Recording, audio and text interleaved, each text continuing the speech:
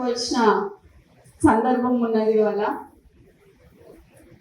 గీజగొండ అంటే మాకు కొండంత అంద.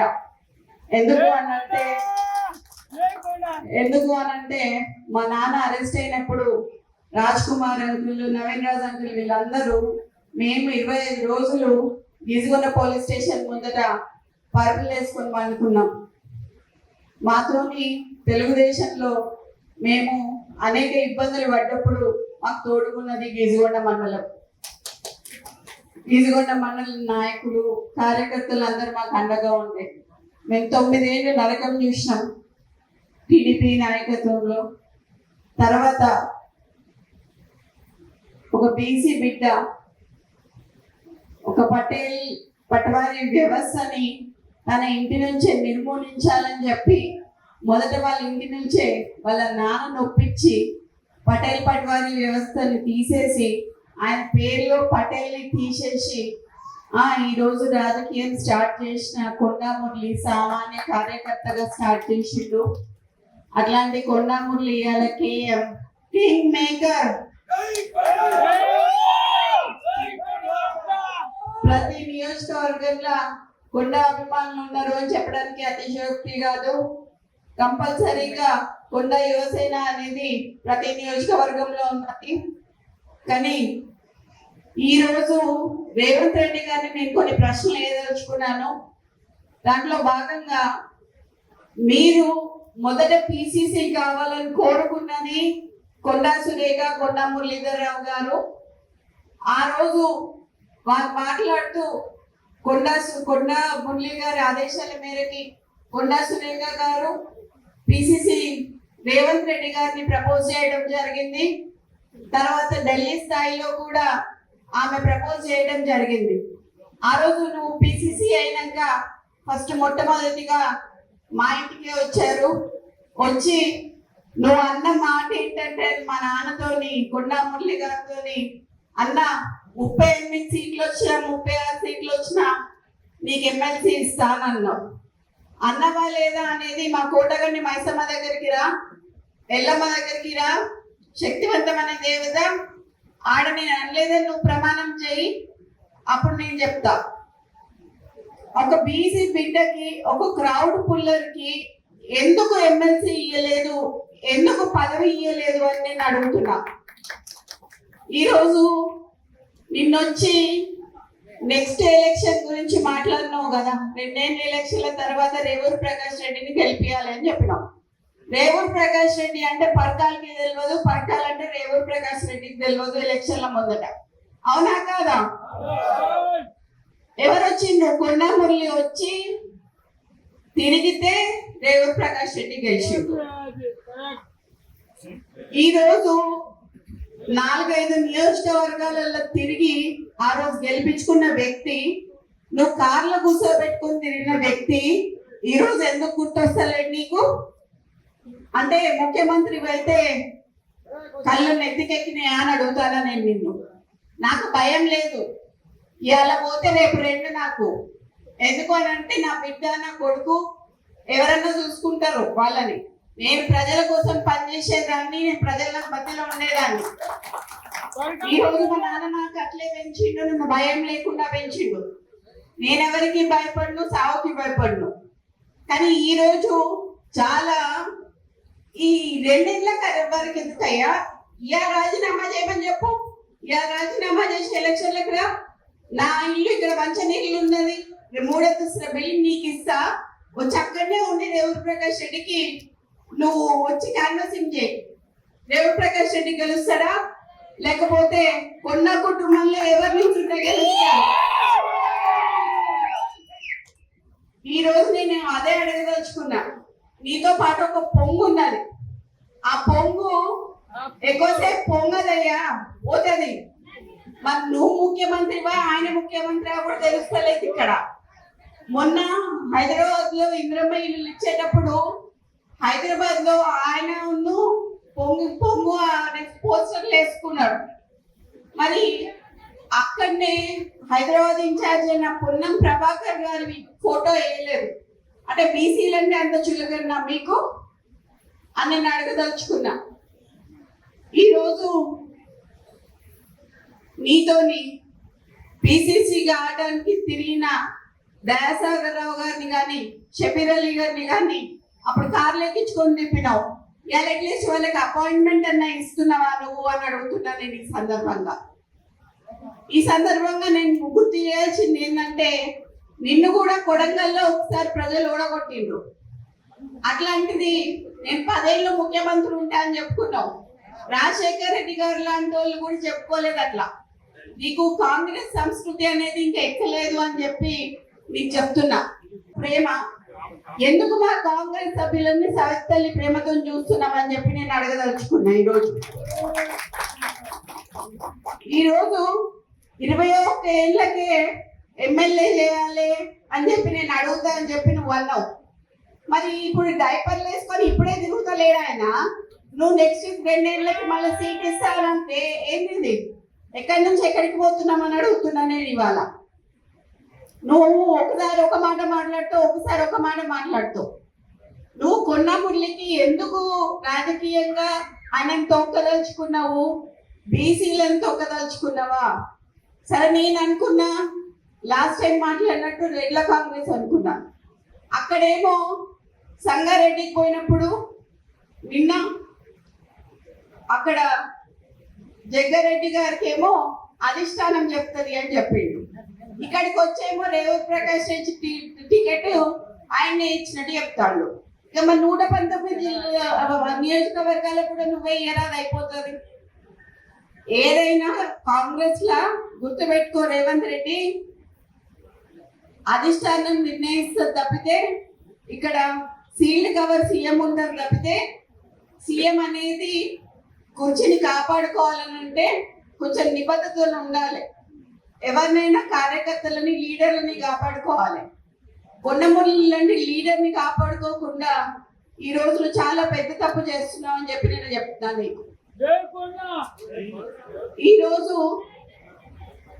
ఈరోజు మంత్రులకి ఇప్పుడు మా దగ్గరికే చాలా మంది బీసీ ఎమ్మెల్యేలు వచ్చినారు, మీరు అపాయింట్మెంట్ ఇవ్వట్లేదు అని చెప్పి. కొత్త ఎమ్మెల్యేలకి రిప్రజెంటేషన్స్ ఎక్కడ ఇవ్వాలో కూడా తెలియట్లేదు. మంత్రులు ఏమైనా సంతకాలు అవుతున్నాయి అంటే అవి అవ్వట్లేదు. మీరేం చేస్తున్నారు? సరే, ఇప్పుడు వేమ నరేందర్ రెడ్డికి సలహాదారుడిగా మీరు ఇచ్చారు కదా. నేను అడగదలుచుకున్నది ఒకటే ఏంటంటే, మరి 3 ఏళ్లలో వేమ నరేందర్ రెడ్డి ఏం సలహా ఇచ్చిండు నీకు? నువ్వు ఏం సలహా పాటించి ఏం చేసినావు ప్రజలకు చెప్పాలి. నువ్వు ఆయన ఇచ్చిన సలహా ఏంటిది? నీ తమ్ముడు ఒక షెల్ కంపెనీ పెడితే 200 కోట్ల ఆస్తి ఉన్న ల్యాండ్, గవర్నమెంట్ ల్యాండ్ నువ్వు దానదత్తం చేసావు నీ తమ్ముడికి. ఇట్లా నీ తమ్ముళ్ళు నువ్వు రాష్ట్రం మీద పడి తింటాం తప్పితే ఇంకేం చేయలేదు. అట్లాంటిది నా ఇలాకాకు వచ్చి, కొండ ఇలాకాకు వచ్చి రేవంత్ ప్రకాష్ రెడ్డిని మళ్ళీ గెలిపించమని చెప్పడంలో నీ ఆంతర్యం ఏంటిది అని అడుగుతున్నా నేను ఇవాళ. ఎందుకు మాతో పెట్టుకుంటున్నావు? ఎందుకు మమ్మల్ని ఇట్లా చేస్తున్నావు?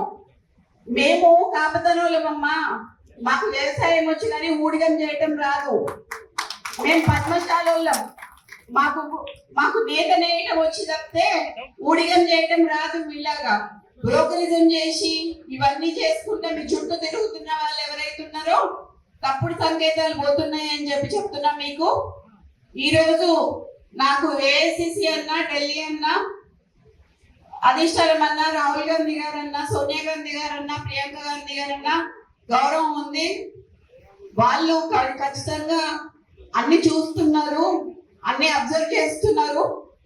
అది మీరు చూసుకోవాలి. మరి ఎందుకు అని అంటే నెక్స్ట్ టైంకి మరి మీరు ఉండాలా, ఉండద్దా, ఓడిపోతారా అనేది కూడా కొంచెం సందిగ్ధంలో ఉండాలి. మరి మీరు ఎందుకు అని అంటే మీరు అట్లా ప్రవర్తిస్తున్నారు ఒక్కళ్ళ దగ్గర. ఇది అచ్చ కాంగ్రెస్ వర్సెస్ పచ్చ కాంగ్రెస్ అయింది. ఇక్కడ మొత్తం పచ్చ కాంగ్రెస్ మాత్రమే నడుస్తున్నది. ఇక్కడ అచ్చ కాంగ్రెస్ ఏది నడవట్లేదు. కాంగ్రెస్ సభ్యులు ఎవ్వరూ ఆనందంగా లేరు. దాంట్లో ఉత్తమ్ కుమార్ రెడ్డి అంకుల్, మేము యాక్చువల్లీ అసలు ఆయన పేరు చెప్పాల్సింది ఉండే మాకు జ్యేష్ఠ సహాయానికి. కానీ సరే, ఇది చేస్తాడు అని చెప్పి నా పేరు చెప్పడం జరిగింది. కానీ ఈ రోజు మురళీ గారిని మోసం చేయడం అనేది అది చాలా తప్పు కింద నేను భావిస్తున్నాను. ఈ రోజు నేను అందరి సమక్షంలో చెప్తున్నాను, అయ్యా రేవంత్ రెడ్డి, నువ్వు గాని రేవూరు ప్రకాష్ రెడ్డి గాని వాళ్ళ తాత గాని వాళ్ళ అయ్య గాని ఎవరైనా గాని నేనే ఇక్కడ ఎమ్మెల్యేని, ఖచ్చితంగా నేనే నిల్చుంటా, నేనే గెలుస్తా. అర్థమైందా? ఈ సందర్భంగా నేను నీకు ఇక్కడ నుంచే చెప్తున్నా, నువ్వు ఇప్పుడు రాజీనామా చేయమని చెప్పు, ఇప్పుడు ఇద్దరం నిల్చుందాము, ఎవరు గెలుస్తారో చూద్దాము. నువ్వు వచ్చి క్యాన్వాసింగ్ చేయి, నువ్వు వచ్చి క్యాన్వాసింగ్ చేయి రేవూరు ప్రకాష్ రెడ్డికి.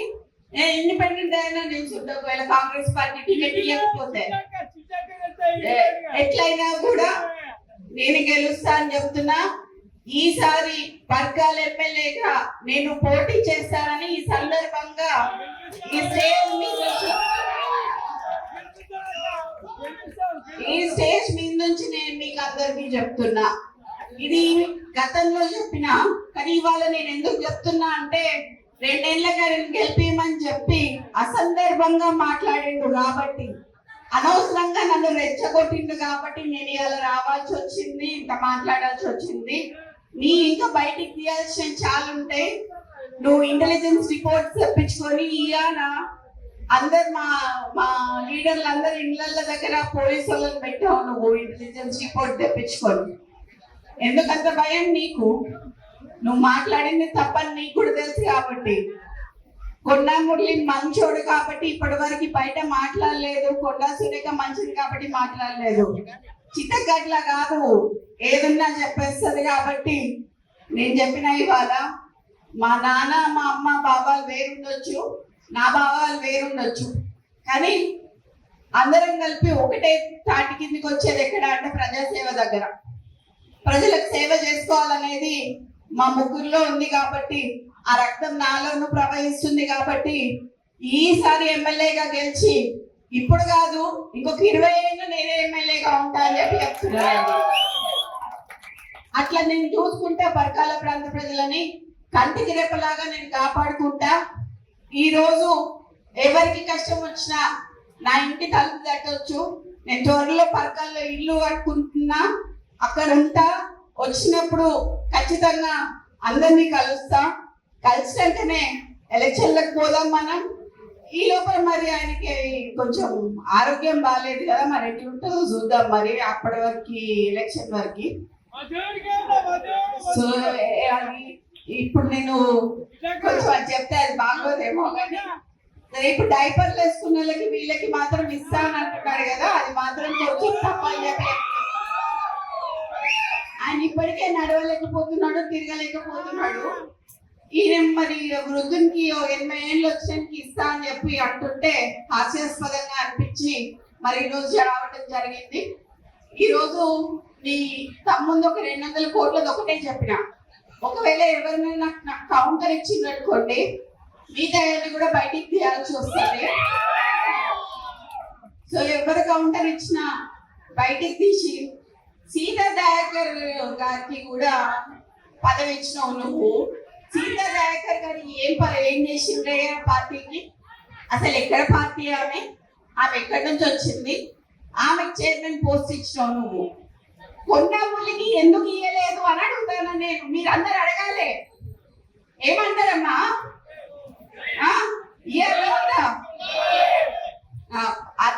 అది కొంచెం ప్రెస్ వాళ్ళందరికీ మీ అందరికీ చెప్తున్నాను సార్. నేను చెప్పాలనుకున్నా చెప్పిన దీనికి కౌంటర్ ఇస్తే మాత్రం నేను ప్రెస్ క్లబ్ లో కూర్చొని ప్రెస్ నోట్ రిలీజ్ చేసి మొత్తం ఉన్నాయన్నీ బయట పెట్టాల్సి వస్తుంది. సో అందుకని చెప్పి ఇక్కడితో ముగిస్తూ